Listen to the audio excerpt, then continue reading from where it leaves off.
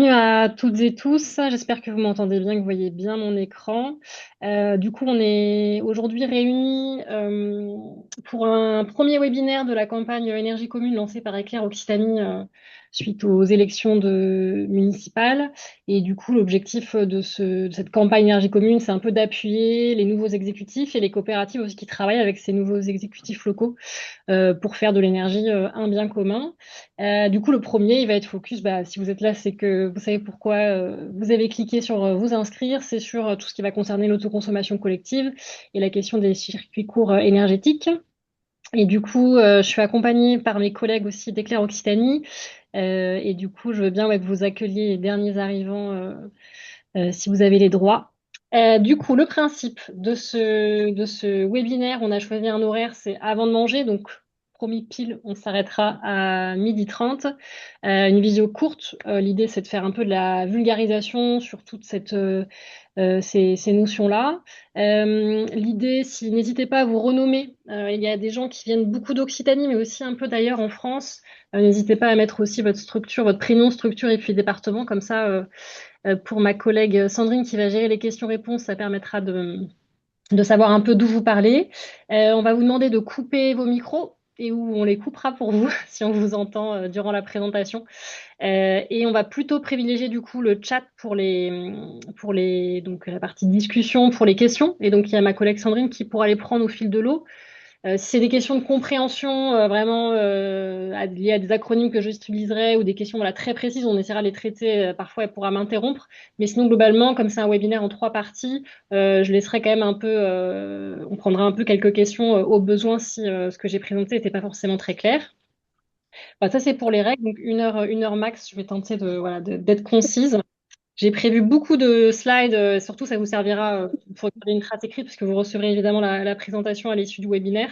On ne pourra pas tout rentrer dans le détail. L'idée, c'est que vous puissiez bien savoir où sont les informations et vous y repencher si ça vous en dit. Du coup, juste pour savoir, peut-être que certains d'entre vous ne connaissent pas trop, je vois beaucoup quand même de prénoms et de noms familiers, mais c'est ici. Donc nous, on est Éclair Occitanie, énergie citoyenne locale et renouvelable en Occitanie. C'est un réseau régional qui fédère du coup les collectivités, les citoyens, tous les acteurs qui veulent faire de l'énergie un bien commun. Et du coup, on est membre d'une fédération nationale qui s'appelle Énergie Partagée, qui est notre mouvement national. Et donc, vous voyez ici les réseaux régionaux qui s'affichent. Donc, par exemple, si à l'issue de ce webinaire, vous êtes passionné par l'autoconsommation collective et que vous n'êtes pas d'Occitanie, eh bien, je vous inviterai évidemment à contacter votre réseau régional. Et puis du coup, nous, bah, Éclair Occitanie, on fédère aujourd'hui environ 70-80 initiatives locales de production d'énergie citoyenne, souvent sous forme de coopératives, appuyées ou non par les collectivités locales. Donc là, je vous ai mis un peu la carte avec certaines des initiatives les plus structurées, les plus emblématiques et qui portent aujourd'hui environ une 300 environ sites de production, que ce soit du solaire, de l'éolien, etc. Et tout ça, tout ce travail-là est possible notamment grâce au soutien très fort en région Occitanie bah, de la région, de l'ADEME. Voilà, donc ça c'est pour que vous sachiez un peu qui nous finance. Et nos actions, elles sont assez classiques parce qu'on est un réseau, donc c'est-à-dire qu'on fait du travail de sensibilisation, on accompagne nos porteurs de projets, on fait tout un travail aussi de capitalisation, par exemple comme avec ce webinaire, où l'idée c'est un peu de diffuser la bonne parole, montrer les bons exemples et faire en sorte que vous puissiez vous lancer dans les meilleures conditions. Du coup, le déroulé de ce webinaire d'1 heure, c'est prévu un peu en 3 temps. Je vais revenir quand même si certains d'entre vous sont assez familiers de l'autoconsommation collective, sur les grands principes qui existent autour de ce nouveau mode de valorisation de l'énergie. Ensuite, l'idée, c'est de vous présenter des exemples pour que, notamment, vous puissiez, à partir de ces retours d'expérience concrets, vous demander, notamment pour les collectivités présentes ou celles et ceux qui travaillent au quotidien avec des collectivités, bah, quel peut être le rôle justement de ces collectivités vis-à-vis de l'autoconsommation collective. Donc l'idée, voilà, c'est de partir d'exemples concrets pour un peu voir bah, là, en fait, l'étendue des possibles, parce qu'il est très varié sur ce mode de gestion, enfin, ce mode de projet. Et puis ensuite, j'ai prévu quand même quelques slides pour un peu revenir sur cette notion en vous demandant bah, si vous deviez là demain vous lancer, c'est quoi un peu les 3 conseils d'Éclair Occitanie pour le faire dans les meilleures conditions tout simplement. Donc ça vous va, on va démarrer du coup sur la première partie. Sandrine, je te laisse si vraiment tu vois dans le chat des questions de compréhension, peut-être m'interrompre directement quand c'est mieux que ça soit fait. Voilà. Et sinon, plutôt à l'issue de ces 3 parties, parfois s'il y a des questions, je pourrais évidemment revenir dessus. Ça marche. Trop bien. Et du coup, sur qu'est-ce que c'est l'autoconsommation collective, évidemment, c'est souvent plus simple de la définir par rapport à ce qu'elle n'est pas. Donc, c'est souvent comme ça que je commence. Et du coup, les régimes les plus connus en France, peut-être vous en êtes familier, l'autoconsommation collective, eh bien, souvent, on la différencie, même si vous allez voir, c'est lié, de la vente totale. Donc là, c'est quand tout ce qui est produit par une centrale photovoltaïque, par exemple, est injecté sur le réseau. À la différence de l'autoconsommation individuelle, où ce qui est produit est d'abord consommé par le bâtiment, par les usages du bâtiment, puis ensuite injecté sur le réseau de distribution. Donc ça, c'est les deux grands modèles qui existaient jusqu'à présent. Et puis est venu un petit peu le cadre de l'autoconsommation collective en France, mais qui, vous allez le voir, en fait, finalement, s'adosse un peu sur ces deux régimes. Il y a ce qu'on appelle l'autoconsommation collective directe, donc quand tout ce qui est produit par les ou les centrales de production sont injectés sur le réseau, partagés aux voisins, puis le surplus est valorisé. Et puis ce qu'on appelle autoconsommation collective indirecte, où il y a d'abord sur le site une partie de la couverture des besoins du bâtiment, puis le surplus est partagé avec les acteurs locaux, puis il y a du coup le reste qui va transiter via un autre mode de valorisation. Donc ça, c'est bien à avoir en tête qu'en fait, souvent, on oppose ces modes de valorisation qui sont assez complémentaires, jusqu'à présent, en tout cas en France. Et puis, vous dire quelque chose d'important dès maintenant, c'est que évidemment, comme on utilise le réseau de distribution, on ne construit pas un réseau de distribution parallèle quand on fait de l'autoconsommation collective, et bien du coup, on contribue eh bien, aux frais de financement, donc on paye la fameuse TURP pour l'utilisation du réseau de distribution, qui est un bien public en France qui nous permet tout et tout d'avoir accès à de l'électricité globalement à tout moment, et ce, où qu'on soit en France. Voilà, ça c'est juste bien avoir en tête ça.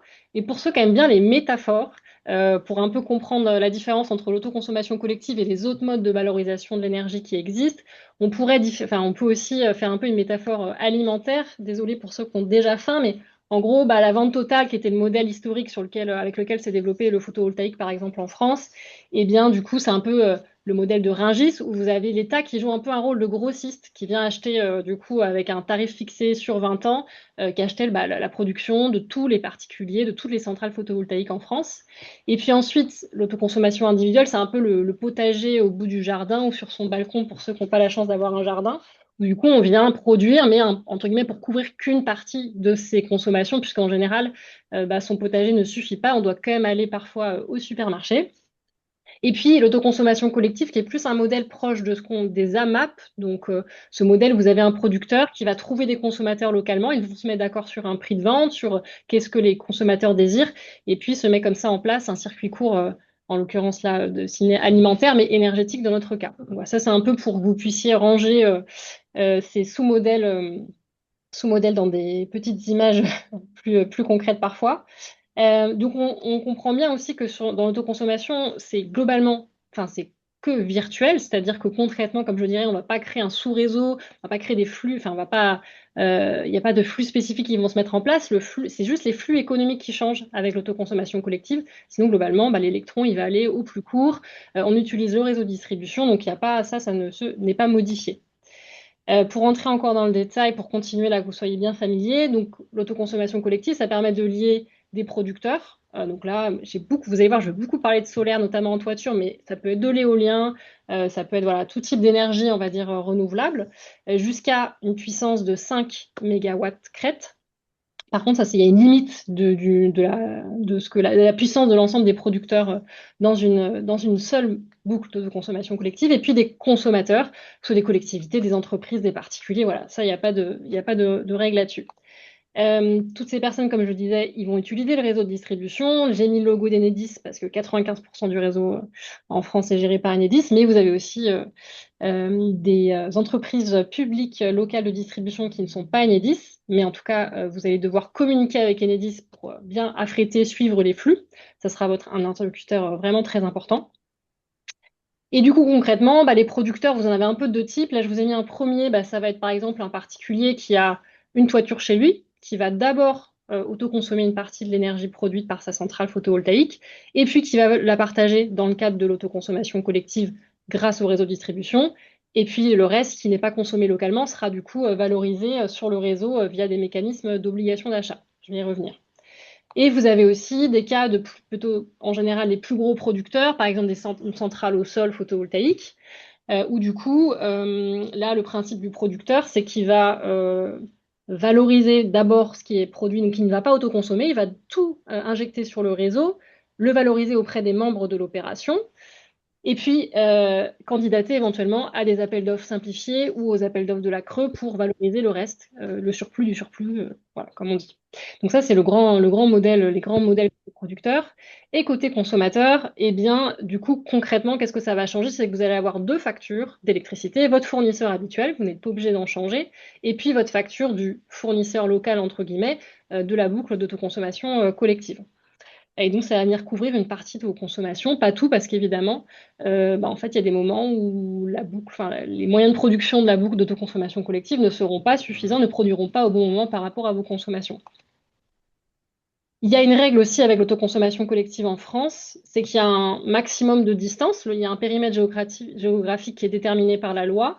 Donc en l'occurrence, la base, c'est 2 km, la distance la plus éloignée entre les deux participants les plus éloignés, ça c'est la règle. Et puis vous avez des périmètres dérogatoires, notamment pour les projets qui sont en zone périurbaine, 10 km, et en zone rurale, ou peu densément peuplée, à 20 km. Je reviendrai sur ces dérogations, mais en gros, voilà. Mais la règle, c'est que vous avez forcément un périmètre maximum. Vous ne pouvez pas avoir des consommateurs qui sont éparpillés en France.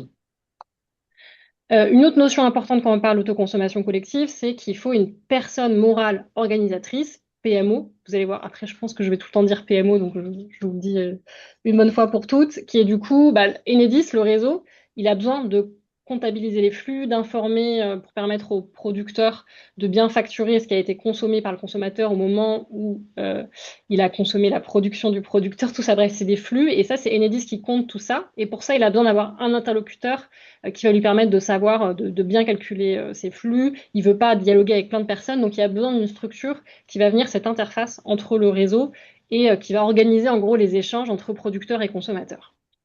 Donc ça, c'est un rôle qui est assez important. Vous dire aussi que l'autoconsommation collective, ça évolue énormément. De ça, là, du coup, on est en train de fêter quasiment les 10 ans d'existence, mais en fait, il y avait beaucoup de contraintes qui existaient au tout début, donc très peu d'opérations. Et puis, au fur et à mesure, les contraintes ont été levées, il y a des dérogations qui ont été mises en place, etc. Ce qui fait qu'aujourd'hui, voilà, vous avez environ 1900, je crois, opérations en France. On est sur des taux de croissance énormes. Voilà, mais c'est un cadre qui est très, très mouvant. Et donc, si vous voulez vous lancer dedans, je vous invite vraiment à suivre aussi les évolutions et à être membre de fédérations qui vous permettent d'y voir plus clair et de ne pas figer votre modèle parce que ça peut très vite bouger. Donc là, je ne vais pas rentrer dans l'exhaustivité de toutes les évolutions initiatives qu'il y a eu sur l'autoconsommation collective, mais vous dire que voilà, le cadre s'assouplit, plus ou moins, mais qu'il est très mouvant. Donc ça, il faut bien l'avoir en tête. Je reviens sur cette notion de dérogation parce que c'est quand même important et vous êtes beaucoup à monter ces opérations aussi en zone où il y aurait potentiellement de la dérogatoire, donc je me permets quand même de le préciser. Donc sur les 10 km, comme j'ai dit, ça va être les communes périurbaines selon la classification de l'INSEE. Donc là, vous pouvez taper votre commune et trouver à quelle classification elle appartient. Rappelez aussi, donc pour les 20 km, pareil, donc c'est pour les communes rurales classées 5, 6, 7. Vous dire aussi qu'il il ne peut pas y avoir d'opération avec des participants qui seraient sur deux gestionnaires de réseaux différents. Donc ça, c'est important aussi de l'avoir en tête au cas où, si vous êtes concerné.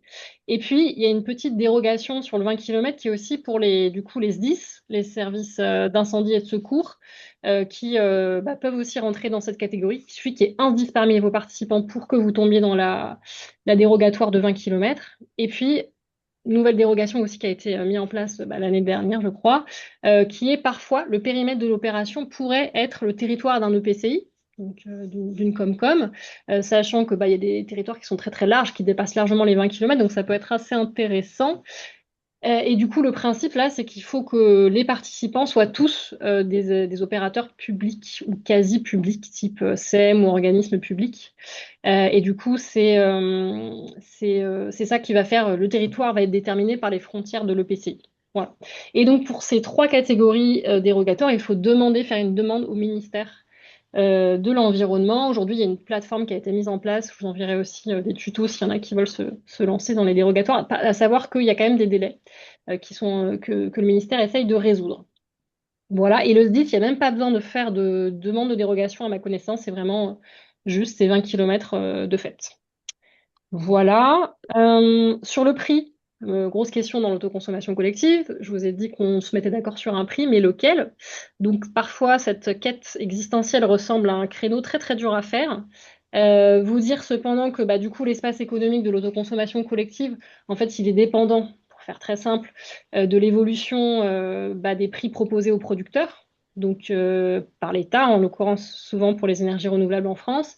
Donc plus ces tarifs baissent, plus bah, les producteurs vont être aussi intéressés par trouver peut-être des modes de valorisation locales et par les tarifs de vente de l'électricité. Donc là, j'ai mis les TRV, même si certains d'entre vous n'êtes peut-être pas avec des tarifs TRV, mais en gros, le consommateur, il va chercher à avoir une proposition locale qui soit moins chère ou équivalente à ce qu'il paye aujourd'hui. Donc l'espace économique, bah, évidemment, comme les tarifs ont quand même plutôt comme tendance à augmenter côté consommateur et à baisser côté producteur, l'espace économique, il s'élargit. Mais en vrai, ça ressemble plutôt, le problème qu'on a aujourd'hui, c'est que c'est très fluctuant, les prix notamment côté consommateur. Donc il y a eu par exemple un peu une fenêtre d'opportunité en 2022 puisque il y a eu des collectivités, des particuliers, des entreprises qui ont vu vraiment leurs factures exploser. Donc c'était assez facile de concurrencer leurs prix. Et puis bah, ils ont pu renégocier avec leurs acheteurs, etc. Et donc de fait, parfois l'espace se réduit. Donc il est mouvant. Sur la baisse des tarifs d'obligation d'achat, on est sur une baisse plutôt drastique, assez fidèle à elle-même. Donc pour l'instant, bah, c'est assez facile de déterminer l'espace, mais voilà, c'est un peu ça la quête. Et du coup, si on essaie de se mettre d'accord sur un prix, bah, grosso modo, pour le producteur, lui, c'est un peu son prix va déterminer le seuil bas du prix de vente sur lequel ils vont se mettre d'accord dans la boucle. Lui, il va chercher, en gros, à rentabiliser son opération. Tout simplement, en fait, il a des prix, il a des coûts d'investissement, des coûts de gestion, et donc il va falloir qu'il s'y retrouve. Et puis pour le consommateur, bah, lui, il va surtout chercher la stabilité. Il va comparer le prix avec son prix actuel. Et puis, quand même, important de le rappeler, enfin nous on le voit beaucoup plus en France aujourd'hui, bah, il est aussi sensible au fait de soutenir bah, l'économie locale, des projets coopératifs, des projets sociaux. Donc en fait, il peut ne pas avoir comme seule boussole que le fait que ça soit forcément beaucoup moins cher que sa facture actuelle, mais voilà, il va être pris dans cet entre-deux, et c'est comme ça qu'on va déterminer le prix. À garder en tête que les conditions de vente vraiment sont libres en autoconsommation collective. Vous pouvez décider d'indexer ou pas les prix à l'inflation ou quoi. La durée d'engagement, elle est à déterminer aussi. Voilà, donc c'est assez libre finalement et c'est en ça que ça peut être aussi tout un espace de création. Je vais pas rentrer dans le détail, mais je pense que c'est quand même là, c'est vraiment très schématisé et je vois qu'il y a peut-être des spécialistes ici de la facturation et du prix de l'énergie, donc je vais vraiment faire très simple. Mais juste avoir en tête, là, vous avez deux factures, donc une facture, celle d'un votre fournisseur sûrement actuel, voilà, juste pour ceux qui seraient pas familiers de sa composition, mais vous avez toujours une part fixe qui est un peu l'abonnement. Part fixe dans le sens, il va pas bouger, c'est annuel, quoi, on va dire, mais c'est évidemment variable selon la puissance de votre contrat, etc. Mais voilà, vous avez toujours une part fixe. Vous avez toujours une part variable qui est liée à votre consommation, combien de kilowattheures vous allez consommer. Et donc, ça va pas trop bouger finalement dans l'autoconsommation collective. Vous allez aussi avoir ces grands principes. Et ce qu'il faut avoir en tête, c'est que dans tous les cas, vous allez devoir payer le fameux tarif d'utilisation du réseau d'électricité parce que vous allez l'utiliser. Donc, c'est important de l'avoir en tête, il s'applique. Sur la partie Assise, donc ancien CSPE, bah ça, cette taxe-là, elle n'est pas due pour les opérations qui sont inférieures à 1 mégawatt crête. Enfin, c'est assez, aujourd'hui, on a plutôt confirmation que ça va être le cas. Donc ça, c'est plutôt ce qui va baisser si votre opération d'autoconsommation collective, si vos producteurs, du coup, ont une puissance d'installation inférieure à 1 mégawatt crête. Le coût bah, de l'énergie, c'est là où vous avez la plus grosse marge de manœuvre, c'est ça qui va être le plus impacté par l'autoconsommation collective. C'est-à-dire que bah, dans votre facture traditionnelle, souvent le prix, il est quand même, ça dépend de votre fournisseur, mais il peut être parfois incertain, dépendant de ce qui se passe sur les marchés. Pour le coup, dans l'autoconsommation collective, eh bien, le prix, bah, vous le connaissez, c'est celui avec lequel vous êtes mis d'accord avec le producteur. C'est souvent un prix qui est calculé bah, pour que lui s'y retrouve, mais on a de la visibilité sur le moyen et long terme, et c'est en ça un prix, on va dire, raisonnable et maîtrisé. Voilà, et les frais fixes, bah, il y a quand même une partie qui est soit sous forme de cotisation, soit d'abonnement. C'est qu'en fait, bah, de consommation collective, il y a quand même besoin de gérer les opérations, de facturer, de voilà, simplifier les flux. Et donc, bah, ça induit souvent des petits frais. Et donc, c'est cette partie-là qui va être aussi facturée aux consommateurs des opérations d'autoconsommation collective. Voilà. Et la TVA, bah, dans tous les cas, elle est entre guillemets, elle est due, quoi, parce que c'est une activité économique. Et donc, c'est collecté dans le cadre de l'autoconsommation collective, ça va être collecté par le ou les producteurs, puis reversé à l'État.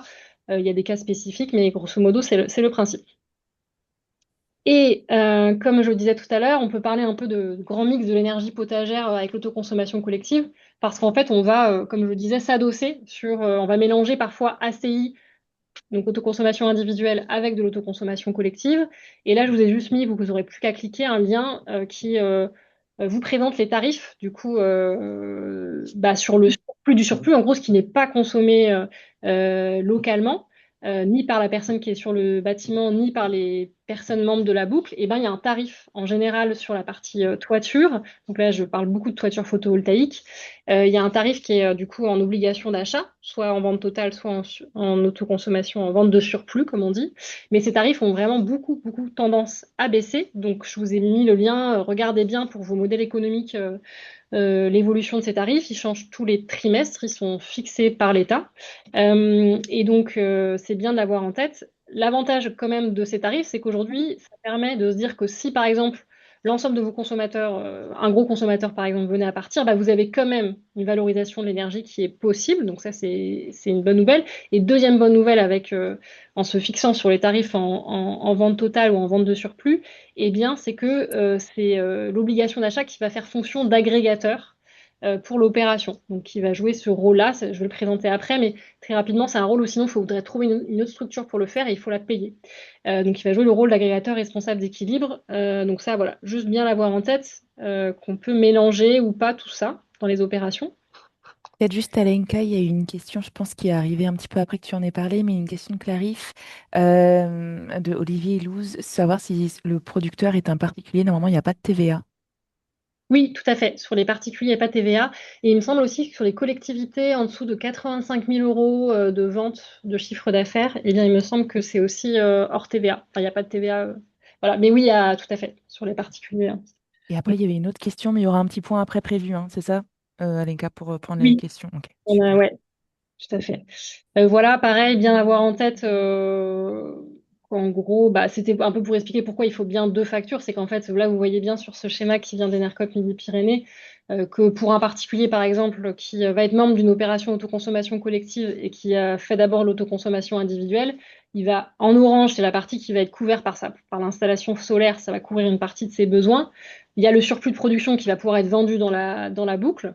Mais vous avez tout ce qui va en fait être hors production et donc où il va devoir bah, concrètement avoir un fournisseur et donc soutirer cette énergie. Voilà. Et donc ça, il y a tout un enjeu de synchronisation. C'est comment je fais pour avoir le plus en orange ou en jaune pour pouvoir maximiser tout simplement l'intérêt de l'opération pour le particulier en question.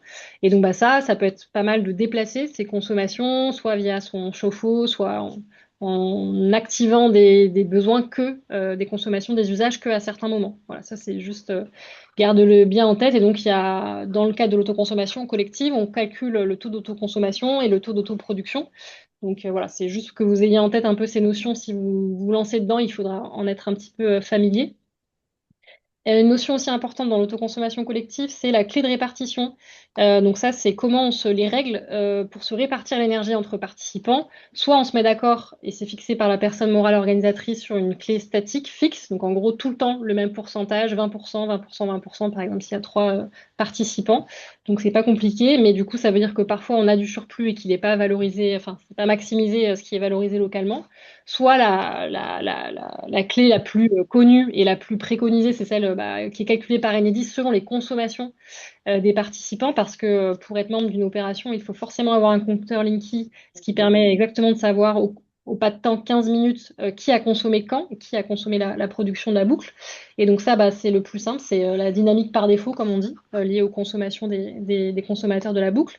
Et vous avez deux boucles un peu plus spécifiques qui peuvent être déterminées par la personne morale organisatrice, qui est la dynamique personnalisée ou la full dynamique personnalisée. Donc là, on va pouvoir, par exemple, s'amuser à flécher certains producteurs sur certains consommateurs. On va pouvoir, a posteriori, se dire, bah tiens, j'ai envie de privilégier ce consommateur qui a des grosses factures, etc. Mais ça, pour information, juste garder en tête qu'il y a un petit peu des modifications actuellement contractuelles qu'on appelle les clés experts, donc qui sont fixées après coup par la PMO. Du coup, l'État les a plutôt dans le viseur parce que ça pourrait engendrer des comportements un peu spéculatifs ou opportunistes. Et donc voilà, juste vous dire que c'est un peu en train de bouger le cadre réglementaire autour de ces clés de répartition. Mais je ne vais pas rentrer dans le détail. Les grandes étapes qui viennent en gros se rajouter à classiquement un projet de production d'énergie renouvelable, vous avez la phase d'étude, la phase de réalisation, la phase d'exploitation. Et à l'issue de la phase d'étude, souvent il y a soit on y va, soit on n'y va pas. Il y a un go-no-go, clairement, puisqu'en fonction de la rentabilité de l'opération, on peut ou pas y aller. Et du coup, Et alors, Pépito? les étapes spécifiques liées à l'autoconsommation collective, et ben, sur la phase d'étude, bah, ça va être d'identifier des producteurs, des consommateurs. Donc ça, il y a des bureaux d'études qui font ça très très bien. Il va falloir aussi se mettre d'accord sur pourquoi vous faites de la CC, qui veut participer, c'est quoi les règles, etc. Donc ça, il y a un peu ces deux grandes parties dans la phase d'étude. Sur la phase de réalisation, vous allez mettre en place administrativement l'opération. Et puis, enfin, inaugurer, exploiter, lancer les centrales quand vous arrivez à cette étape-là. Et puis après, c'est pas vraiment fini, puisqu'en fait, tout au long de l'exploitation, il faut gérer les entrées, les sorties, vous mettre d'accord si vous voulez lancer, accueillir de nouveaux producteurs ou de nouveaux consommateurs. Donc il y a tout ça qu'il faut aussi gérer sur le temps long avec l'autoconsommation collective. Pourquoi l'ACC, ça change la donne? Parce que les trois raisons principales que nous, on identifie, c'est vraiment, ça permet de maîtriser, de reprendre le contrôle sur nos factures d'énergie, notamment. Donc, avec l'autoconsommation collective, on réduit quand même sa dépendance des marchés qui dépendent de réalités qui souvent nous échappent pas mal à l'échelle locale. Ça permet aussi aujourd'hui proposer pour les petits projets solaires un débouché, parce que comme on l'a vu qu'il y a une baisse forte des tarifs proposés par l'État, c'est d'autant plus intéressant parfois de valoriser localement l'énergie produite. Ça permet voilà, de sécuriser une partie de l'approvisionnement énergétique du territoire et ça permet aussi de garder plus de valeur sur le territoire quand notamment le tarif est plus important que ce qui aurait été fait s'il y avait juste une valorisation du surplus ou des mécanismes via les mécanismes d'obligation d'achat. Donc ça, c'est voilà, un peu une première idée. La deuxième, c'est que ça permet vraiment d'optimiser l'énergie qui est produite. Par exemple, l'autoconsommation collective, c'est vraiment trop bien pour associer vous avez certains bâtiments qui sont vraiment adaptés pour produire de l'énergie. Et vous avez parfois des bâtiments pas du tout adaptés pour ça, mais qui ont vraiment les bonnes courbes de consommation. Donc c'est vraiment, ça permet de mettre en lien les bâtiments qui produisent bien avec les consommateurs qui consomment au bon moment. Ça permet parfois du coup d'éviter le recours au stockage individuel, qui n'est pas toujours pertinent écologiquement ou économiquement. Ça permet de faire bénéficier l'énergie locale à des personnes qui n'auraient pas accès. Par exemple, si vous êtes locataire, souvent vous n'équipez pas votre toiture. Ou si vous êtes propriétaire dans un immeuble, vous ne pouvez pas mettre des panneaux sur vos toits. Et donc, ça permet au contraire de proposer une offre à tous ces gens qui voudraient accéder à l'énergie locale, mais qui n'ont pas forcément l'occasion. C'est aussi une manière de collectivement se responsabiliser, se questionner sur comment on fait pour déplacer nos consommations au moment du renouvelable, donc de commencer à penser en heures solaires. Ça, c'est très important aussi pour les enjeux de flexibilité du réseau du système électrique. Et puis, il y a aussi une réduction des pertes en ligne, puisque de fait, l'énergie, il y a une consommation de proximité. Et ensuite, un autre aspect, et nous, peut-être j'aurais pu commencer par ça, parce que nous, c'est vraiment la raison qui fait qu'on pousse aussi l'autoconsommation collective dans le mouvement de l'énergie citoyenne, c'est que ça permet collectivement de s'organiser, de se poser ces questions-là, de quel système énergétique on veut, de créer des solidarités aussi autour de l'énergie. Par exemple, faut-il que tout le monde paye le même prix? Et donc là, nous, il y a beaucoup d'opérations qui travaillent avec des bailleurs sociaux, qui travaillent sur la tarification solidaire de l'énergie. Voilà. Et donc, c'est vraiment cette notion aussi d'appropriation, d'entraide, qui fait que c'est un puissant vecteur de tout ça. Dans un monde de l'énergie qui est souvent dans les mains de quelques-uns, qui est souvent très abstrait dans nos vies et peu approprié du coup par tout à chacun. Il y a quand même des petits points de vigilance. Côté consommation, les prix, ils sont fluctuants, ils ont baissé ces dernières années. Bon, là, ils vont peut-être remonter, mais du coup, des fois, c'est dur d'être concurrentiel. Côté production, en fait, il n'y a pas toujours des mécanismes, comme je disais, des mécanismes d'achat qui correspondent à votre site de production. Et donc, quand vous devez trouver des acheteurs de surplus qui vont faire ce rôle de responsable d'équilibre agrégateur, et ben du coup, ça peut être compliqué, c'est pas toujours simple, c'est un peu un nouveau métier. Vous avez aussi les banques qui aiment moins la CC parce que c'est nouveau et d'autant plus si vous êtes hors mécanisme, si vous n'avez pas un peu le parachute de l'obligation d'achat. Il y a des lourdeurs organisationnelles, très clairement, parce qu'il faut se mettre d'accord sur les contrats, l'alias contractuel, les règles, etc. de la boucle, donc ça peut prendre du temps. Euh, et voilà, et comme je disais, voilà, sur la valorisation incertaine des surplus, Et ben du coup, ça peut parfois pousser et ben, les porteurs de projets à réduire la taille des installations, vu que le surplus est très peu valorisé, alors que c'est pas trop l'objectif justement, c'est de maximiser les kilowattheures renouvelables. Voilà, donc c'est bien garder en tête ça. Et je vous ai mis une super note d'ESPUL, donc, qui est la structure de référence sur le solaire en France, qui a fait un peu sa note de positionnement en mars 2026. Vous pourrez la voir sur ses préconisations par rapport au cadre réglementaire de l'autoconsommation collective, qui est assez intéressante. Voilà, donc côté énergie partagée et chez Eclair, on a un peu, du coup, on s'est mis d'accord sur 4 critères un peu qui font que l'ACC, bah, en soi, elle n'est pas forcément vertueuse, elle l'est que si, notamment, ça permet bah, de faire de la transparence sur le prix de vente, bah, de faire des projets qui sont inclusifs, qui prennent en compte le fait bah, que tout le monde ne peut pas aujourd'hui s'équiper en solaire et maîtriser ses factures. Pour nous, c'est aussi très important la péréquation tarifaire nationale, donc que toutes ces opérations contribuent aux frais du réseau parce que c'est un bien très important.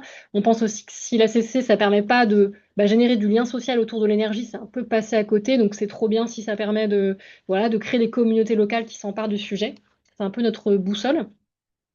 Voilà, ça c'était sur la première partie. Je suis allée assez vite sur des notions importantes. Je sais pas si Sandrine, tu vois des premières questions. Si, il y en a pas mal, mais peut-être que tu me diras au niveau Ouais, du programme ou du déroulé si c'est des questions auxquelles tu réponds après. ouais. Pour reprendre les premières, il y avait une question en tout cas qui concernait la complexité administrative du travail de PMO dans le cadre d'une opération ouverte, et notamment dans le cas où c'était une commune de 3000 habitants qui porte le projet et qui est la PMO naturelle. Ça, c'est une question d'Antoine Rousseau de la commune d'Aubé. Est-ce que je te les liste et tu vois après comment Ça, je vais y répondre après plutôt. Ok. Ouais. Il y avait une question de clarif de précision de Christine d'Anthony Soleil du tarif de rachat du surplus qui est proche de zéro aujourd'hui. C'était juste si c'était possible de le confirmer. Une question de Johan Morvan de une entité productrice peut-elle être également PMO? Mais ça, je crois que Clémence avait précisé que ce serait répondu un peu plus tard. Une question du coup là de Adeline Tisserand pour une collectivité territoriale. La clé dynamique personnalisée permettrait que l'énergie soit au plus utilisée par nos bâtiments ou bien c'est trop complexe et il vaut mieux partir sur une clé de répartition fixe. Donc la question un peu du choix euh, des, des clés de répartition. Et si on a des exemples de tarification sociale et solidaire. Ouais. Alors du coup, sur tout ce qui va être PMO, tarification solidaire, j'y réponds après avec les exemples. Sur le surplus, en fait, le tarif, il va dépendre. J'ai pas mis le tableau là, mais en gros, selon votre puissance et selon si vous êtes en ACC direct ou indirect, donc avec vente du surplus ou vente en vente totale, vous n'avez pas les mêmes tarifs même tarif d'obligation d'achat. Et donc ça, c'est effectivement, les tarifs se sont écroulés. Bon, je pense qu'on peut utiliser le terme. Mais selon, bah, il vous reste, par exemple, sur la vente totale, maintenant, il n'y a plus qu'un tarif proposé sur les plus grosses installations. Sur le surplus, il reste un tarif, mais qui a beaucoup baissé. Donc voilà, il faut que vous alliez sur le lien que je vous ai mis, vous aurez le petit tableur et qui vous permet de vous savoir, voilà. Mais comme je disais, ces tarifs, ils ont dans tous les cas fonction de faire pour vous responsable d'équilibre. Et donc ça, c'est intéressant de vous adosser dessus, rien que pour cette raison, entre guillemets, parfois. Et quand même avoir un acheteur de dernier recours si finalement vous n'arrivez pas à tout valoriser localement. Voilà, et le reste, je pense que je vais y répondre au fil de l'eau. Ok. Le temps qui pisse. Donc voilà, effectivement. Donc juste sur la typologie de projet, bah, la CC, il y en a vraiment pour tous les goûts. La plus connue, bah, ce qui vient le plus en tête quand on pense autoconsommation collective, c'est des producteurs et des consommateurs qui s'échangent l'énergie pour créer un circuit court énergétique. Donc ça, c'est le plus connu. Vous avez aussi la patrimoniale qui a vraiment le vent en poupe, qui est du coup une opération où vous allez avoir le gestionnaire de patrimoine, donc en gros souvent une collectivité, qui va, comme elle va juste partager l'énergie de ces centrales avec des points de consommation de sa personne à elle, et bien du coup, il n'y a pas besoin de créer de personne morale organisatrice. C'est elle qui fait à la fois producteur et consommateur. Donc ça permet vraiment, comme je disais, d'équiper les bonnes toitures et de les mettre en relation avec les bonnes courbes de consommation. Vous avez aussi les opérations dites sociales, quand vous avez un bailleur social qui va du coup faire office de PMO, hein, qui va du coup mettre une centrale, ça va permettre de couvrir ses charges communes et aussi de faire du don ou de la vente à très peu cher pour ses locataires. Et vous avez aussi les opérations plus dites coopératives et citoyennes, où vous allez avoir du coup souvent un opérateur type une coopérative locale. Donc aujourd'hui, il y en a voilà, plus de 400 en France qui vont du coup porter les centrales de production, c'est eux qui vont être producteurs et qui vont du coup valoriser l'énergie, trouver des consommateurs localement. Donc ça, c'est un peu et sachant que vous allez voir, on peut mixer tous ces modèles. Donc là, j'ai prévu de présenter quelques opérations un peu emblématiques qui sont un peu extrêmes. Donc ça vous permet de un peu vous montrer tout ce qui est possible. Donc juste sur l'ACC patrimonial, vous avez du coup un projet qui est assez connu en France, qui a été porté en Normandie par la commune de Malonnet. Du coup, où je ne vais pas rentrer dans le détail, hein, c'est assez frustrant, mais je vais juste vous présenter très rapidement parce que je voudrais pouvoir me garder du temps pour le reste. Du coup, vous avez là un petit peu l'historique de cette opération qui a vraiment été menée pour au début réduire les factures de la collectivité et qui aujourd'hui est en train qui s'est lancée sous forme de patrimonial et qui aujourd'hui est en train de réfléchir à justement devenir une opération ouverte. Il y aura un webinaire très prochainement proposé par Leclerc sur Malonnet. Et du coup, voilà, ça c'est le principe le plus simple entre guillemets. Donc vous avez aujourd'hui, là je vous ai mis les détails de l'opération. Donc eux, ils sont sur du 2 kilomètres parce que c'est sur une zone urbaine. Après, vous avez le projet Sirène à Rennes, qui est en Ille-et-Vilaine, du coup, qui est un projet assez emblématique parce qu'en fait, c'était un des premiers projets d'autoconsommation collective où il y avait une tarification, du coup, solidaire. Donc, le principe c'est que Sirène, qui était la coopérative qui existait jusqu'à présent, elle a investi sur plusieurs centrales sur les toits de la mairie de Rennes. Et donc, elle vend après l'énergie. La slide, elle est déjà un petit peu obsolète puisqu'ils ont aujourd'hui plus de boucles qui sont portés par Sirène. Et donc, l'idée, c'est que c'est les personnes. Donc, et après, du coup, pour la personne morale organisatrice, c'est une association qui préexistait jusqu'à présent, qui s'appelle Énergie citoyenne du pays de Rennes. Et donc, les consommateurs deviennent membres de cette association pour pouvoir bénéficier de l'électricité produite par ces centrales. En toiture. Et du coup, le principe des trois tarifs, c'est qu'il y en a un, c'est le tarif voilà, de soutien. Donc, c'est les personnes qui sont prêtes à payer un peu plus. Il y a le tarif basique, donc celui un petit peu le juste prix déterminé par la boucle. Et il y a un tarif éco qui est pour notamment les consommateurs membres des bailleurs sociaux de la ville, qui du coup bénéficient d'un tarif qui est financé finalement par le tarif de soutien. Voilà, donc ça, c'est une opération assez emblématique du réseau énergie partagée, donc je vous l'ai mis, parce qu'elle est à la fois coopérative citoyenne, ouverte et puis sociale dans une certaine mesure. Et donc là, je vous ai mis aussi les règles. Du coup, il y a tout un, ils sont mis d'accord sur plein de règles en interne. Là, je ne vais pas pouvoir rentrer dans le détail, mais au moins vous les aurez. Aussi, vous dire qu'il n'y a pas que, même si j'ai ce tropisme-là de beaucoup parler des centrales solaires, vous avez aussi tout à fait possibilité de le faire du PV sol et de l'éolien, comme je le disais. Donc là, c'est un projet porté par le réseau la coopérative Enercop Midi-Pyrénées. Et du coup, c'est un petit parc au sol hein, de 250 kW crête qu'ils ont financé. Donc les consommateurs, c'est beaucoup des bâtiments communaux, publics, mais il y a aussi un supermarché et puis deux particuliers. Et du coup, là, il n'y avait pas de tarif d'obligation d'achat pour le surplus de ce qui n'est pas consommé par les membres de l'opération, mais c'est Enercop qui fait ce rôle d'acheteur du surplus. Et du coup, les personnes, pour pouvoir être membres de l'opération, la personne morale organisatrice, c'est bien Enercop Midi-Pyrénées, donc qui est à l'échelle de l'ancienne région. Et donc, les personnes doivent prendre une part sociale et il y a un règlement intérieur qui fixe les règles de l'opération spécifiquement.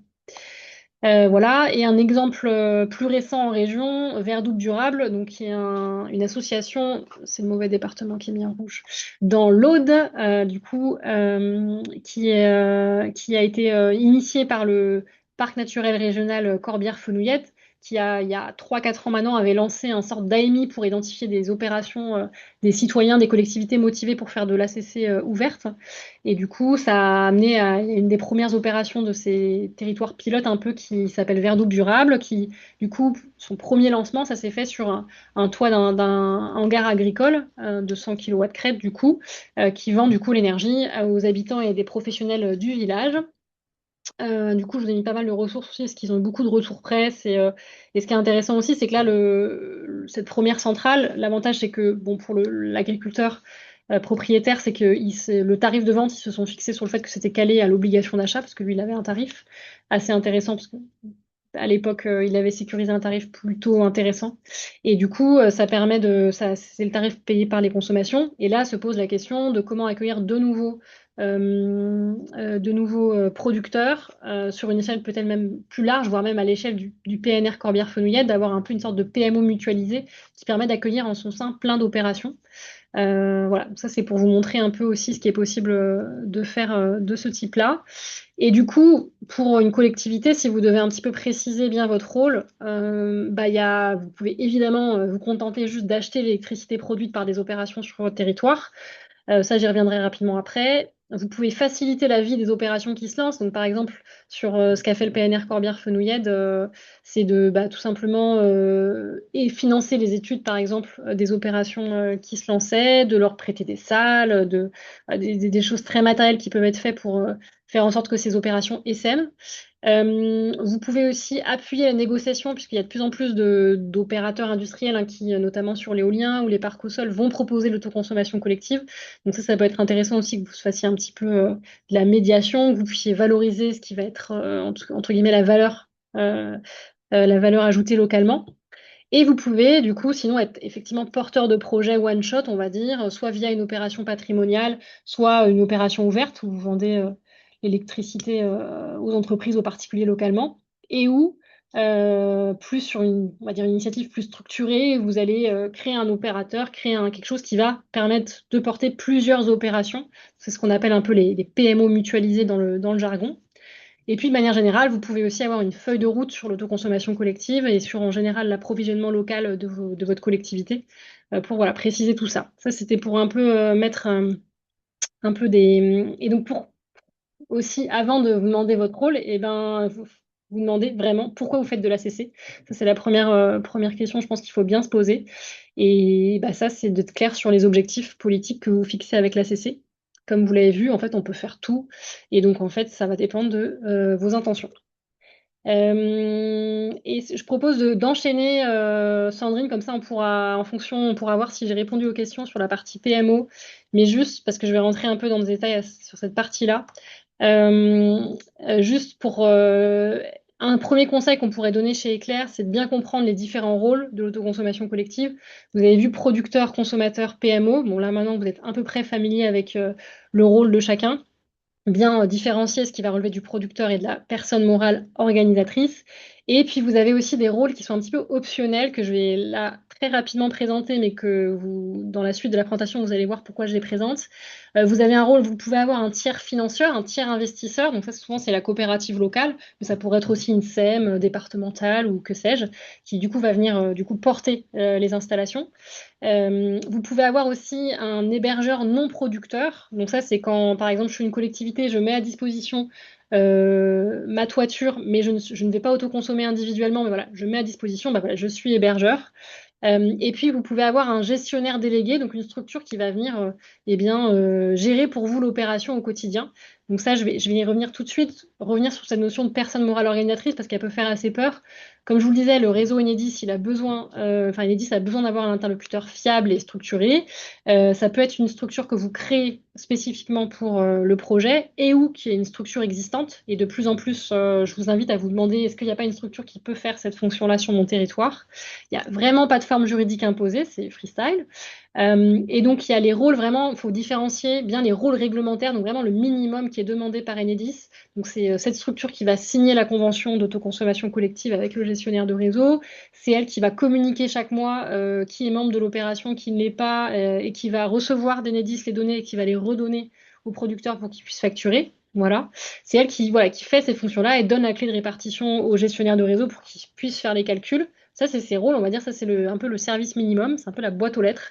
Et puis, il y a des rôles facultatifs auxquels on pense souvent, mais qui ne sont pas réglementaires, qui ne sont pas obligatoires, qui va être, par exemple, de faciliter la facturation entre consommateurs et producteurs, de donner un accès pédagogique au flux énergétique de l'opération, qui va créer une lettre d'information, créer des espaces de communication entre membres de l'opération, qui va peut-être faire un plan de développement de l'autoconsommation collective sur le territoire pour aller chercher d'autres producteurs, qui va animer des temps de pédagogie sur sur l'énergie, etc.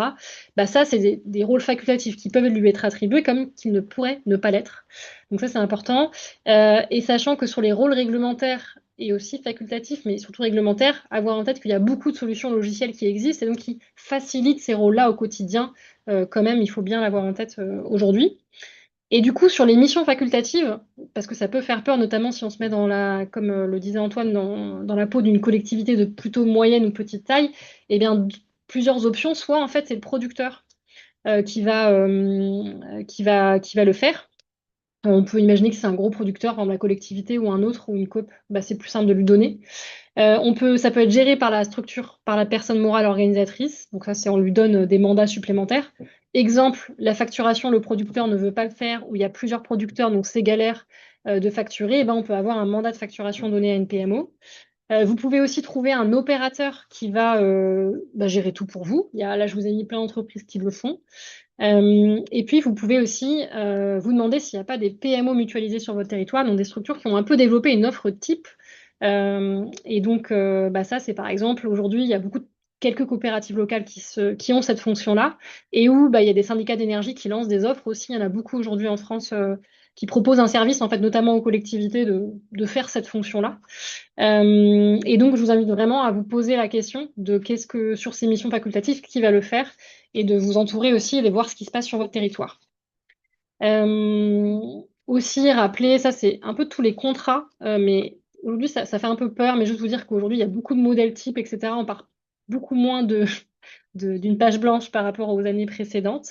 Donc là, je vous ai mis quand même toute la machinerie contractuelle qu'il faut quand même bah, mettre en place dans une opération d'ACC. C'est pas rien, mais aujourd'hui il y a des modèles. Et sur la gouvernance de l'opération, comme on le disait, comme tout est possible, bah, ça peut être un peu une montagne à gravir aussi. Bah, en fait, les règles, elles sont vraiment libres d'être fixées entre producteurs et consommateurs. Juste vous dire que souvent, bah, il y a quand même ce qui est indiqué dans les statuts juridiques de la personne morale organisatrice. Certaines PMO vont aussi adosser un règlement intérieur par opération. Vous avez aussi ce qui va être noté dans le contrat de vente qui va relier le producteur et les consommateurs. Donc là, on se met d'accord sur voilà, le prix, qui peut quitter, quand, etc. Et puis, vous avez aussi, et je pense que c'est aussi important de l'avoir en tête et de le caler, bah, en fait, tout ce qui va relever de l'animation informelle ou qui n'est pas forcément noté quelque part, mais qui est pourtant très important dans l'autoconsommation collective, voilà, qui va faire le sel aussi de ces opérations et leur plus-value. Euh, un autre conseil, vraiment, keep it simple, mais vraiment essayez de vous dire que vu que tout est possible et que c'est complexe, etc., de peut-être commencer simple. Là, j'ai mis ces deux images, mais juste pour vous garder en tête que l'ACC, vous, à un moment, peut-être si vous vous lancez, vous allez être familier de toutes les notions là qu'on est en train d'évoquer depuis 45 minutes ensemble, mais à un moment, il va falloir les expliquer vraiment en une minute, soit sur le marché, soit en conseil communautaire. Donc vraiment, il faut être le plus simple votre opération est, bah, le mieux c'est parfois. En tout cas, bien l'avoir en tête. Et puis, vous dire aussi que les projets d'énergie renouvelable, c'est déjà complexe à sortir. Même un projet de toiture, bah, il y a quand même beaucoup de démarches. Donc, en fait, si on vient rajouter trop de démarches qui viennent ralentir les projets, c'est pas non plus bénéfique. Donc, c'est bien de commencer simple. Euh, et je vous dirai après comment je préconise de commencer simple, mais sinon aussi vous avoir en tête sur les notions un peu sensibles liées à l'autoconsommation collective et le monde des collectivités, bien avoir en tête que quand une collectivité achète de l'électricité liée à l'ACC, bah, ça doit respecter les règles de la commande publique.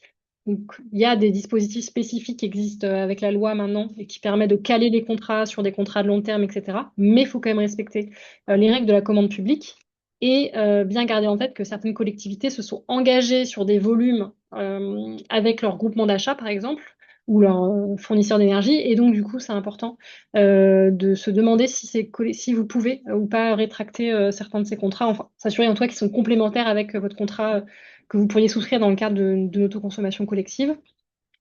Et il y a aussi toute la dimension tiers investissement. Je ne vais pas entrer dans les détails ici, mais vous dire que c'est énergie partagée. Avec notamment le réseau des centrales villageoises, on a développé vraiment des modèles types qui sont plus ou moins complexes. Là, je vous ai juste mis, vous n'avez pas vocation à comprendre ce tableur en l'état, mais juste vous dire que selon s'il y a de l'autoconsommation individuelle ou non, on va aller sur des modèles plus ou moins complexes qui vont permettre de lier mise à disposition du foncier et et achat de l'électricité par la collectivité. Et donc, il y a des modèles qu'on préconise plus ou moins que d'autres. Et donc, ça, c'est quand vous êtes membre d'Énergie Partagée et d'Éclair, par exemple, vous avez accès à ces modèles de documents, à ces ressources, à ces REX. Voilà, mais c'est quand même bien de l'avoir en tête. Je ne vais pas rentrer en détail de ça. Et juste sur Keep it simple, bah vraiment, des fois, c'est mieux de commencer avec une grosse centrale, enfin une grosse entre guillemets, plutôt un seul producteur qui va commencer pour bah, déjà se mettre d'accord sur un prix. Plus il y a de producteurs, plus ça peut être complexe. Ça peut être pas mal aussi de d'abord commencer par de la CC patrimoniale et ensuite de se poser la question d'ouvrir l'opération, notamment quand il faut sécuriser un tarif. Là, on voit les tarifs chaque année, enfin chaque trimestre, ils baissent. Donc, bah, des fois, il faut mieux sécuriser un tarif du surplus et comme ça, on avance et on voit après pour ouvrir. Sur les consommateurs aussi, des fois, il ne faut pas trop chercher le tout venant, mais plutôt se dire c'est qui les consommateurs sur mon territoire qui partagent les mêmes objectifs que moi, des objectifs aussi parfois politiques, sociaux, et qui payent peut-être plutôt cher leur énergie, donc des entreprises, d'autres acteurs publics, etc. Voilà, et aujourd'hui, bah, vu les prix d'achat du surplus, c'est vraiment important de minimiser le surplus, vu que le tarif est quand même proposé globalement très faible. Et donc, bah, ça peut être bien de voilà, quand même avoir plusieurs types de consommateurs. Ça, c'est un bon conseil, tout en ne mélangeant pas non plus des gens qui ne sont pas d'accord entre eux. Ça, c'était mes petits conseils pour essayer de commencer simple et vite, hein, autant que faire se peut. Et puis bien s'entourer, je terminerai là-dessus. Aujourd'hui, bah, vous avez vraiment Enedis qui est un acteur incontournable et qui fait du conseil, notamment pour les collectivités, si vous voulez lancer votre opération d'autoconsommation collective. Vraiment, ils ont une super page avec des guides et surtout, vous avez un interlocuteur Enedis dédié par ancienne région. Donc vraiment, cliquez sur cette page, vous allez pouvoir trouver, et c'est important de les informer au plus vite du lancement de l'opération, comme ça, eux, ils peuvent le mettre un peu dans leur pipe de suivi, et ils peuvent vous donner des bons conseils, notamment sur la partie raccordement, etc., dérogation. Ils sont là pour répondre à vos questions aux besoins. Il y a aussi des guides dédiés. Ça, je pense que c'est important de les avoir en tête, même si ils sont vite obsolètes parce que le cadre réglementaire bouge vite, mais il y a les deux guides qui, moi, je trouve, sont très bien faits de l'ADEME et de Aura 2E. Vous avez aussi sur les ACC patrimoniales bah, les générateurs ça dépend des régions qui sont, donc c'est vraiment à géométrie variable, je ne voudrais pas extrapoler, mais qui peuvent être je vous ai mis le lien vers leur page web sur l'ACC patrimoniale, qui peuvent vous aider dans ces projets-là pour un peu identifier bah, l'opportunité économique de ce projet. Je vous ai mis aussi des webinaires qui existent sur ces montages des opérations dites patrimoniales. Et puis sur les opérations sociales, je vous ai mis un petit rec Vénogrid. Et puis il y a un webinaire justement le 29 mai organisé par les centrales villageoises et le réseau breton de l'énergie citoyenne sur un peu le solaire solidaire. Ça, c'est un peu un champ qui est exploratoire encore chez nous et qui permet de se demander comment faire de l'ACC des leviers pour la solidarité énergétique. Voilà. Là, il y a tout notre outillage. Mais peut-être qu'après, avant, on peut prendre des questions. Et je terminerai par ça, Sandrine. Oui, J'espère ne pas avoir ça trop marche. Alors, il y en a eu plusieurs. Euh, Peut-être pour te dire une question de clarification, est-ce que tu peux rappeler le rôle du responsable d'équilibre et quand on en a besoin? Je te laisse répondre une à une ou j'en fais par lot de trois. Ouais, vas-y, je vais les prendre une à une. Bah, le rôle du responsable d'équilibre, c'est en France, c'est obligé de savoir sur celui qui vous achète l'énergie. C'est lui qui va avoir cette fonction-là pour RTE de savoir. Enfin, le principe du réseau d'électricité, c'est quand même d'avoir la même production que la consommation à un moment T. Donc ça, c'est ce rôle-là que peut jouer du coup l'obligation d'achat, mais qui peut être aussi si vous trouvez un autre acheteur du surplus qui va jouer cette fonction-là. Je sais pas si c'est peut-être pas très clair comment je l'ai raconté, je vous raconte avec mes termes, mais voilà, c'est un rôle qui est essentiel, quoi. Ensuite, des questions un peu, enfin, plus aussi techniques. Si une centrale dépasse du coup les 5 mégawatts de puissance, est-ce qu'il est possible de créer ou de faire un saucissonnage? Enfin, est-ce qu'il est possible de créer une deuxième boucle ou bien tout doit être vendu dans le réseau? En tout cas, comment tu fais quand tu as une puissance qui dépasse le seuil? Ouais. Et ben, vous pouvez créer plusieurs boucles. Il n'y a pas de souci. Juste, un consommateur ne peut être membre que d'une boucle. Ça, voilà, c'est la seule règle. Mais sinon, il faut y aller, hein. Et puis, de toute façon, il y a déjà des territoires. Là, aujourd'hui, vous avez plusieurs opérations qui coexistent sur un même territoire. Donc, ouais. Il y avait aussi ce qu'on avait une idée d'un coût moyen d'un agrégateur, si on ne peut pas se tourner vers EDF OA, et si on a peu de surplus à valoriser, sachant qu'il y a déjà eu une première réponse d'Admin Tisserand qui précisait qu'elle avait trouvé un agrégateur à 1 € du kilowatt crête, à un abonnement annuel qui est environ 200 € pour la collectivité. Je ne sais pas si nous, côté éclair ou énergie partagée, on a aussi des références ou des choses à partager là-dessus. Non, j'ai pas trop de chiffres, surtout que c'est un travail qui est en cours actuellement par le réseau des centrales villageoises de un peu comparer les offres d'agrégation. Mais il y a le réseau Enercop aussi qui va bientôt diffuser sa nouvelle offre actualisée, mais non, j'ai pas des chiffres là. Donc n'hésitez pas à vous les partager pour ceux qui sont lancés à la recherche d'un agrégateur. Il y a vraiment des Euh, offres qui sont en train de se structurer puisque voilà, c'est en cours quoi. Il y a aussi une demande d'exemple, en tout cas de tarification sociale et solidaire. Pareil, il y a une réponse déjà dans le chat de Juliette de Récy qui mettait le lien vers le projet à Rennes des 3 tarifs mis en place. Pareil, est-ce qu'il y a eu d'autres initiatives Non, bah, vous avez le tarif solidaire le plus extrême, c'est le don. Donc ça, vous avez notamment le réseau des AMEP qui sont vraiment des montages d'autoconsommation collective qui sont basés sur le don d'énergie, notamment à des associations ou à des publics précaires. À savoir aussi que pour identifier les publics précaires, c'est pas toujours simple. Et ça, vous avez des spécialistes qui travaillent sur les questions de. Donc ça, n'hésitez pas à vous tourner vers les acteurs sociaux finalement de votre territoire, ceux qui font de l'accompagnement social. Voilà. Et puis après, bah, vous avez du coup, vous pouvez faire de la tarification selon ce que. Voilà, c'est ça là où ça lance tout un débat un peu politique sur c'est quoi, comment on se met d'accord sur le prix juste. Et juste aussi vous dire qu'il y a des acteurs notamment une opération assez emblématique dans le sud Aveyron, EMC2, où ils sont partis du principe que le prix est fixé, c'est toujours moins 10% par rapport à ce que les personnes payaient jusqu'à présent. Donc, en gros, si quelqu'un avait une facture assez chère, bah, il est à moins 10 de ça. Et s'il était au TRVE ou à des tarifs sociaux, bah, c'est basé par rapport à ça. Ça évite de devoir trouver un prix qui correspond à tout le monde. Et ça marche à peu près globalement. Voilà, juste pour vous dire sur la question de tarifaire, c'est vraiment un terrain de jeu qui peut d'ailleurs être parfois un peu fatigant. Donc, des fois, comme je disais, il ne faut pas hésiter à commencer simple et à voir après.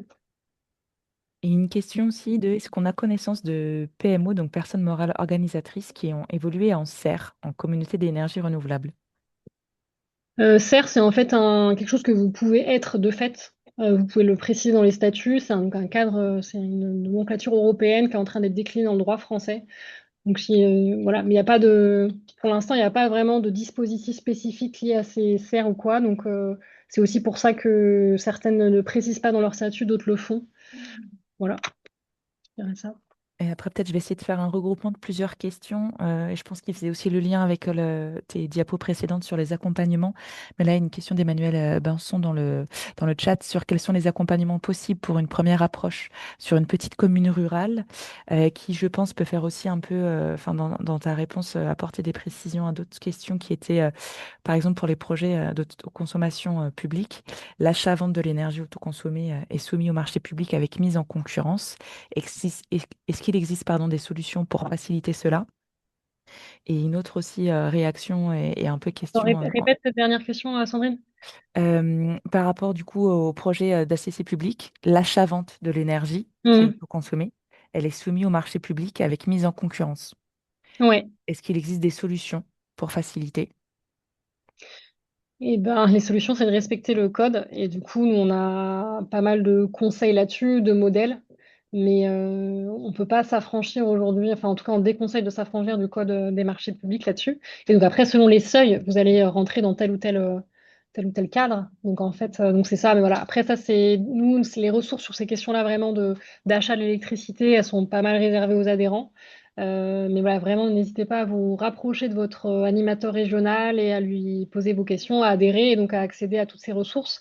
Et il y a aussi, comme je disais, peut-être le réseau des générateurs. Vous savez, donc, par exemple, en Occitanie, je vais parler de l'Occitanie, vous avez un responsable, enfin un référent générateur par département, en général porté par le syndicat d'énergie, qui peut répondre à vos premières questions. Par exemple, si vous voulez vous lancer sur l'autoconsommation patrimoniale, d'essayer de voir comment lui peut estimer à peu près est-ce que vous avez des toitures ou des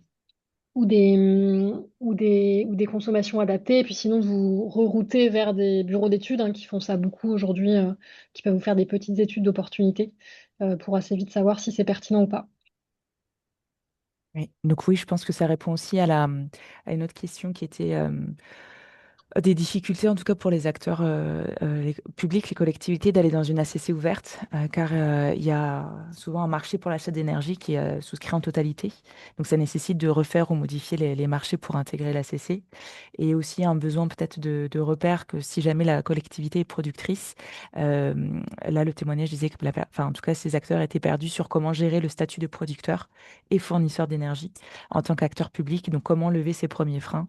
Donc, je pense que tu as répondu à. Juste sur la production, quand même, vous dire qu'il n'y a plus d'obligation maintenant de créer un budget annexe et en régie. Voilà, il y a quelques éléments qui sont simplifiés, mais oui, ça reste une petite aventure de se lancer là-dedans. Et je refais un petit tour, mais je crois qu'on a. Il y avait le choix aussi un peu sur les clés de répartition, mais je pense qu'il y a aussi, en fonction des projets, là, les études, tu allais aussi apporter une réponse à ce sujet. Et peut-être une précision aussi sur les exemples qui ont été présentés. Si c'était possible de préciser l'année des projets, le bilan à ce jour de chacun des projets, les enseignements à tirer. Euh, voilà, peut-être.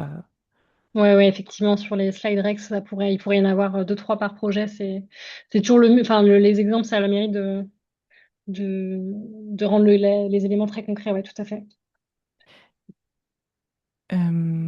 Voilà, je pense que pour moi, on a parcouru toutes les différentes questions. Euh, Super. Et ben juste pour terminer, donc là je vous ai mis la boîte à outils énergie partagée sur la CC qui est quand même assez conséquente parce qu'on a un atelier thématique national qui permet vraiment de produire beaucoup de choses. Donc je vous invite à nous rejoindre si vous voulez faire de l'autoconsommation collective. Et puis vous dire spécifiquement en Occitanie, nous on peut voilà, vous aider à identifier sur votre territoire qui fait déjà de la CC, qui pourrait vous accompagner, que ce soit les générateurs, des coopératives existantes, donc n'hésitez pas. On peut vous expliciter, vous rendre clair l'outillage adhérent. On organise aussi des actions spécifiques en région, notamment une promo cette année sur les PMO mutualisés. Et puis on fait aussi de l'accompagnement un peu stratégique pour les collectivités qui veulent essaimer plusieurs opérations d'autoconsommation collective ou réfléchir à créer une PMO mutualisée. Et on peut faire aussi un petit peu de l'appui vraiment ciblé sur des opérations s'il y a besoin de rédiger votre liasse contractuelle ou d'étoffer un peu, de mettre sur table votre stratégie commerciale ou de mobilisation citoyenne.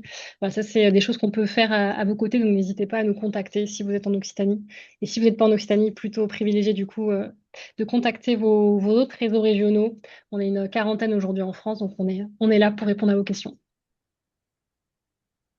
Voilà, et voilà les prochains temps aussi de la campagne énergie commune. Il y a plein de webinaires, notamment le prochain, le 17 juin. Je vous invite à vous inscrire si ce webinaire vous a plu.